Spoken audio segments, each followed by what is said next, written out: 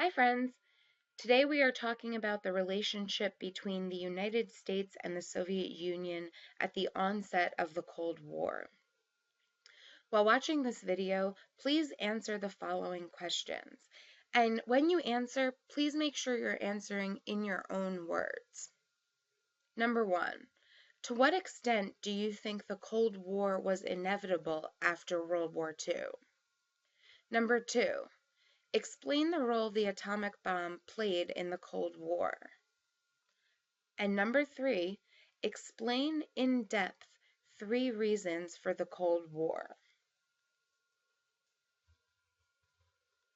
Immediately after World War II, tensions between the United States and the Soviet Union reach a critical mass. But many of those tensions actually start before the war. Some of the reasons for the tensions are as follows. Both countries are suspicious of the other's motives and actions. In short, we have two very powerful countries that do not trust each other. In part, because communism and capitalism have been historically very hostile social philosophies, meaning they are systems that work against each other. One seeks equal distribution of wealth, while one celebrates individual enterprise. Additionally, despite coming into power in 1918, the United States refused to recognize the Bolshevik revolutionary government until 1933, the same year that Hitler becomes Chancellor of Germany.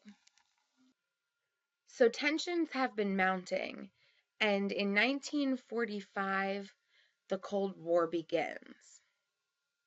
The dropping of the atomic bomb is fascinating for many reasons, not least of which is that it ended one war and began another.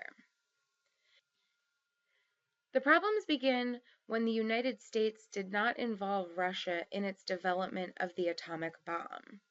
Since we were allied with Russia during that period, Russia would naturally have liked to have been involved in the process and received the fruit of its efforts.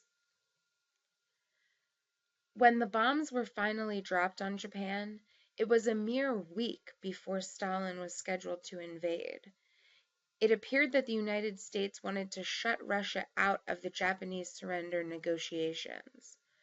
The Potsdam Conference had been ripe with tension, and the United States wanted to avoid conceding any more authority to Russia than absolutely necessary.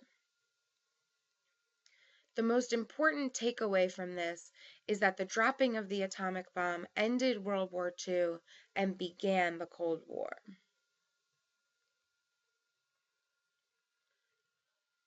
World War II finally ends with Europe in ashes.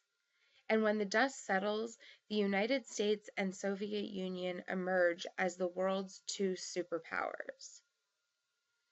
It becomes evident that the grand alliance between the United Kingdom, the United States, and the Soviet Union was a misbegotten child of necessity that would not last beyond the duration of the war.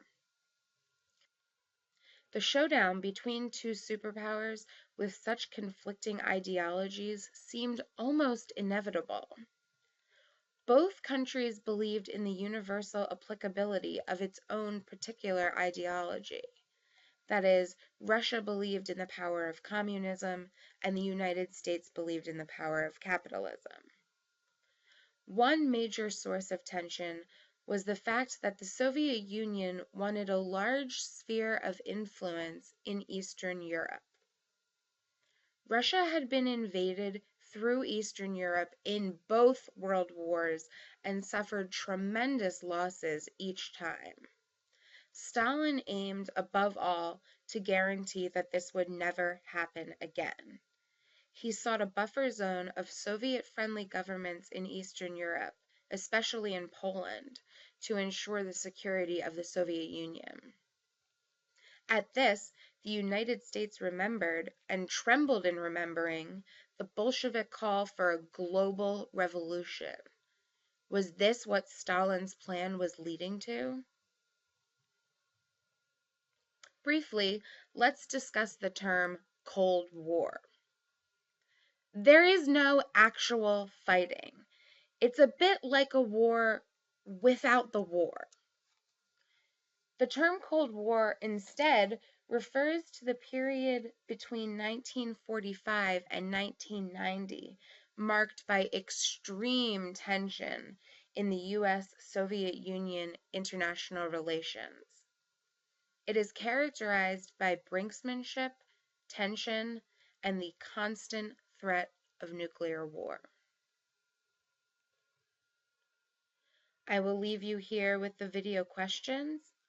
Thank you for watching, and I look forward to seeing you in class. Bye-bye.